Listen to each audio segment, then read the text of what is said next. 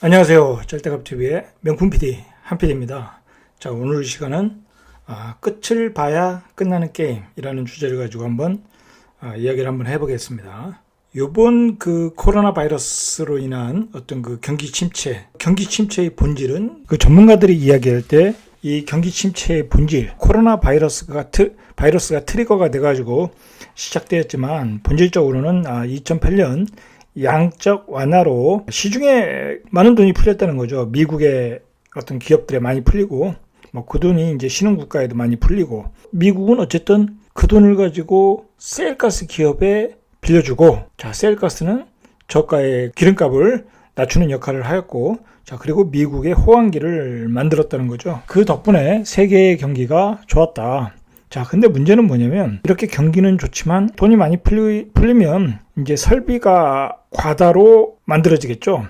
과다 공급이 되겠죠. 이제 생산 설비가 과다로 만들어지다 보면 많은 상품들이 시장에 나오겠죠. 자, 그러니까 당연히 이제 수요는 적고 상품은 많아지고, 자, 그러니까 재고가 쌓이니까 불황이 오게 되는 거죠. 그 많은 양적 완화로 풀린 돈들이 좀비 기업을 만들어냈다. 자, 그런 좀비 기업들 중에 일종의 하나가 그 셀가스, 그런 그 석유회사 아닙니까?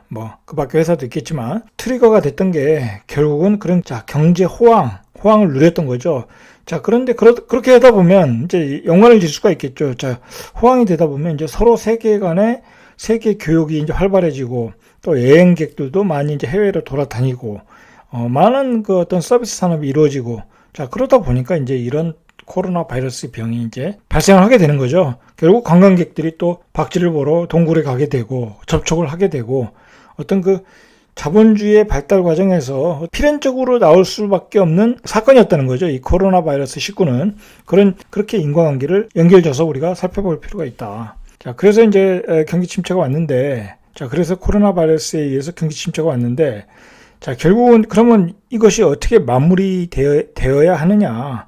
자, 결국은 본질적으로는, 외적으로는 코로나 바이러스 백신이 나와야 해결된다고 하지만은 본질적으로는 기업의 구조 조정이 이루어져야 된다. 자, 그런 얘기를 경제 전문가들이 지금 하고 있습니다. 양적 완화로 인해서 많은 돈이 풀려졌으니까 그 어떤 그 좀비 기업들이 있다는 거죠. 자, 그런 기업들이 도산을 하고, 자, 우량한 기업으로 구조 조정이 되고, 그렇게 재편되는 과정에서 경제가 제자리 잡을 것이다.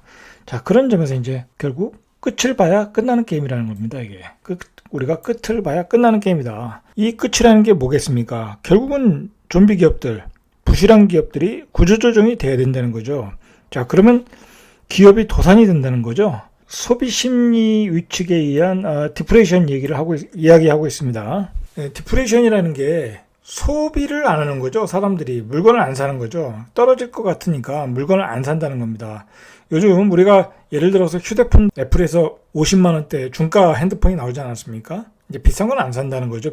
비싼 건 살 수가 없다는 거죠. 그리고 갤럭시에서도 안 팔리니까 보조금도 지원해주고, 그러한 모습들이 바로 어떤 디플레이의 어떤 징후들이라는 거죠. 자, 우리가 살 수 있는 어떤 소비력은 적어지고, 생산물들은 많아지고, 자, 그러니까 가격이 떨어진다. 결국은 만들어진 상품들이 안 팔리니까 기업이 도산을 하겠죠.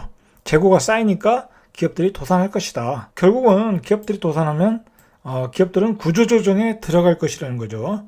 그리고 기업들이 자, 그러면 구조조정이 들어간다는 얘기는 결국은 사람을 자른다는 얘기니까, 그 사람이 잘리면은, 자, 주식시장은 더 좋아지겠죠. 그 상처를 도려냈으니까 기업이 견실한 기업이 되니까 좋아지겠지만, 우리 부동산 시장은 그 큰 위기가 올 수 있다는 거죠. 왜냐하면 구조조정이 되면 시장에서의 그 수요자의 어떤 체력이 딸리는 거죠. 자, 그런 점에서 최근에 일어나는 경기 침체, 디플레이션, 자, 이것을 우리가 무겁게 받아들여야 된다. 이번에 일어난 사건 자체는 끝을 봐야 된다. 끝을 봐야 결국은 본질적인 문제가 해결이 된다. 자, 그 끝은 바로 기업들의 도산이다라는 거죠. 자, 기업들이 도산하면 부동산 시장은 조정으로 갈 수밖에 없다.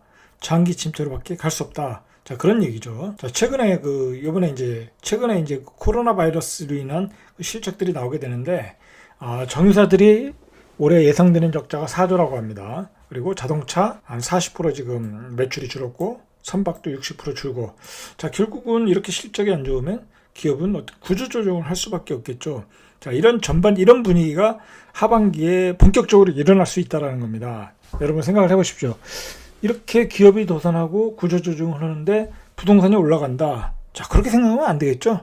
자, 우리는 지금은 이렇게 거시경제의 흐름을 예상하고 파악하고 있어야 우리 부동산 시장의 움직임을 예측할 수 있다는 겁니다. 그리고 추세가 어떻게 될 것인지 파악할 수 있다는 겁니다. 자, 결국은 우리 주택시장은 이런 경제 종속 변수에 갇혀 있다는 겁니다. 지금 이제 최근에 뭐 금매들이 나와서 이제 거래를 하고 있지만은 뭐 거래가 거의 끊기지 않았습니까? 서울 수도권 시장. 자, 일부 지방 시장이 이제 투기 세력들이 들어가서 움직이고 있지만은 자, 대부분의 전국 시장은 거래가 팍 줄었죠. 자, 그것은 이제 경기 침체에 의한 종속 변수 때문에 그렇다. 이제 반등을 하더라도 지금 금매를 사더라도 우리 지금 부동산 시장, 주택 시장은 지금 상단이 닫혀 있는 거죠. 상단이 열려 있지가 않죠. 지금 이러한 분위기에서 가격이 전고점을 뚫고 갈 수는 없다고 봐야 되겠죠. 자, 그래서 이제 중요한 거는 뭐냐면 2013년도부터 2020년, 자, 7년간의 상승 추세로 왔는데 중요한 것은 지금 추세가 바뀌는 게 아니냐, 상승 추세가 하락 추세로 가는 게 아니냐, 이것을 우리가 지금 고민을 해야 될 타임이라는 거죠. 만약에 추세가 여기서 하락 추세로 간다. 자, 그러면 집을 사는 것을 보류를 해야 되겠죠. 지금 집을 살 때가 아니죠. 집이 밑에 바닥이 얼마나 떨어질지 모르니까 지금은 그런 추세를 파악하는 시기이다. 추세를 확인하고 움직이는 것이 좋을 것 같다라는 얘기죠. 그러면 이제 우리가 추세를 확인하는 방법을 어떤 기준을 가지고 어떤 이벤트를 가지고 확인할 것인가. 자, 이제 그것에 대해서 이제 우리가 한번 알아보시죠. 제일 중요한 게 이제 코로나 바이러스 백신이 나와야 된다는 거죠. 올해 안에 코로나 바이러스 백신이 나와야 된다. 지금 전문가들 얘기로는 코로나 바이러스 백신이 안 나오면은 이게 한 2년 정도 간다고 그럽니다. 전 세계의 인구의 60%가 감염이 돼야 인간이 방패가 돼서 이 병이 약화된다고, 이 바이러스가 약화된다고 그럽니다. 자, 그렇게 되려면 2년의 기간이 걸리는데 그 2년의 기간이라는 것은 결국 경기 침체 기간이 되는 거죠. 자, 우리가 소비를 할 수 없는 그런 기간이 된다는 얘기죠. 자, 그러니까 이 코로나 바이러스를 빨리 종식시키기 위해서는 바이러스 백신이 빨리 나와야 된다. 일단 그게 제일 중요한 거라는 거죠. 자, 그게 안 나오면 2년 동안은 힘들다. 그렇게 보셔야 되겠죠. 뭐 간단한 논리죠. 간단한 논리입니다. 세계 경제 활동이 정상화돼야 된다. 특히 우리나라 같은 경우에 수출로 먹고 사는 나라니까. 자, 그래서 우리나라 수출 동향도 계속적으로 파악을 할 필요가 있다. 자, 그리고 또 중요한 건 뭐냐면 이렇게 경기가 안 좋을 때 어떤 부실 기업들이 결국은 도산이 될 것이다. 이제 그런 도산이 나올 때가 바로 또 바닥이 될 수도 있다. 자, 그렇게 봐야 되겠죠. 결국은 이 추세라는 것은 우리가 이러한 위의 사건들을 보고 어떤 기업이 도산이 되고, 자, 그런 끝을 봤을 때 추세가 조정으로 끝날지 아니면 하락 추세로 바뀔지 확실히 알 수 있다는 거죠. 자, 그리고 중요한 것은 이제 공급 물량만 가지고 앞으로 전세 가격이 상승을 하니까 다시 상승으로 반전할 것이다. 자, 이제 그렇게 생각하면 안 된다는 거죠. 왜 그러냐면 기업이 도산이 되고 구조조정이 되면 어떤 수요 기반을 잃어버리니까 사람들이 이제 그 이사를 안 가게 되는 거죠. 그 자리에 이제 머물게 되는 거죠. 그러면 전세 수요도 감소가 되고 움직이지 않으면 전세 거래량도 줄게 되고, 자, 그렇다 보면 너무 경기가 안 좋으면 또 신혼부부들이 결혼을 또 미루고 수요 기반이 무너지게 되는 거죠. 그러니까 공급도 적지만 수요도 적어진다. 자, 그렇게 되니까 예전의 공급량이 적어서 전세 가격이 올려서 매매 가격이 올라간다. 자, 이제 그런 기대는 어렵다. 그만큼 경제 기반이 안 좋다. 지금 경제 기반이 무너지면. 자, 그리고 중요한 건 뭐냐면 오늘 정부가 그 부동산 2022년도까지 서울 수도권에 공급 물량 대책을 내놨죠. 뭐 이건 제가 다음 시간에 자세히 한번 다뤄보겠는데, 자, 여기서 핵심은 뭐냐면 정부가 2022년까지 공급이 모자르다는 것을 깨달았다는 거죠. 왜 그러냐면 22년 이후로 23년 정도부터는 3기 신도시 이제 그 청약 물량이 나오겠죠. 자, 그러면 이제 공급이 좀 원활하게 되겠죠. 자, 그런데 그 2년간은 불안하다. 자, 그러니까 서울시에 있는 유유지. 자, 유유지 뭐 그것은 뭐 큰 의미는 없는데, 자, 일단 어쨌든 유지 그리고 재개발, 재건축을 소규모 재개발, 재건축을 많이 유도해서 기간을 짧게 해서 또 공급량을 늘리겠다고 그러고, 그리고 가장 중요한 거 상기 신도시의 공급 물량을 사전 청약으로 받겠다는 겁니다.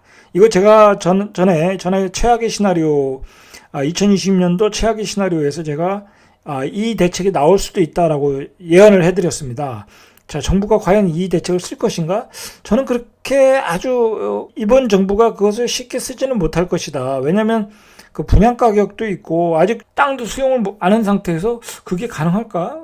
쉽지 않을 것 같다고 예상을 했지만 어쩌면 쓸 것이다. 정말 공급량이 걱정이 되면 공급량에 대한 불신을 씻기 위해서는 이 정책을 쓸 수도 있다라고 제가 유튜브에서 말씀을 드렸습니다. 자, 근데 그 정책을 썼다는 거죠.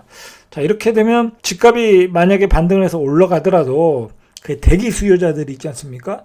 청약을 하겠죠. 비싸게 프리미엄 주고 안 사겠죠. 그리고 비싸게 구축의 아파트, 준신축의 아파트, 구축의 아파트를 비싸게 주고 살 필요가 없겠죠. 준신축의 아파트를 10억 줘야 되는데 분양하는 아파트는 한 6억이면 사지 않습니까?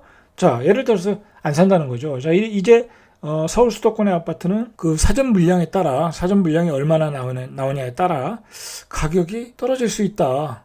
저는 그렇게 봅니다. 이제 정부가 그런 히든 카드를 써버렸던 거죠. 그래서 결론적으로 지금 시장은 역시 주식은 매도하고, 자, 주식은 제가 나중에 얘기했지만 지금 1900 한 20, 50 그 정도 아닙니까? 거기서 먹으면 또 얼마나 먹겠습니까? 지금 이런 상황에서 자, 주식은 매도하고 아파트를 사실 분들, 자, 그 현금을 보유하고 기다리는 것이 최선책이다. 그것이 지금 상황에서는 최선책이다. 자, 그리고 정부가 사전 청약 정책, 강한 정책을 썼다. 자, 그러니까 우리가 현금을 보유하고 기다리는 것이 좋을 것 같다. 자, 결론입니다. 2008년 이후에 돈 시장이 많이 풀리면서 많은 부실 기업이 생겼으니까, 자, 그 부실 기업이 도산되는 것을 봐야 이 시장이 끝나는 거다. 자, 그래서 이 시장의 어떤 구조가 건실해져야 다시 재도약할 수 있다. 리바운딩 할 수 있다는 거죠. 자, 그렇게 이제 경제는 다시 살아날 것이다. 자, 중요한 건 아직 우리가 그런 끝을 안 봤다는 거죠. 자, 그런 끝은 역시 연말 정도 돼야 나올 것이다. 자, 그러니까 지금은 그런 끝을 보고 나서 추세를 확인하자. 그리고 정부가 강한 독성이 있는 정책을 썼다. 예비 매수자들한테 사인을 줬다. 사지 말아라. 아파트 청약에 분양가 상한제에 저가 아파트를 니들한테 주겠다. 자, 사인을 줬습니다. 자, 그러니까 시장은 이제 공급 물량에 대한 어떤 그 불안한 요소도 해소가 됐다. 자, 그러니까 지금은 이제 현금을 보유하고 기다리는 것이 최선책이 될 수 있다. 자, 이상 절대값TV의 명품 PD 한 PD였습니다.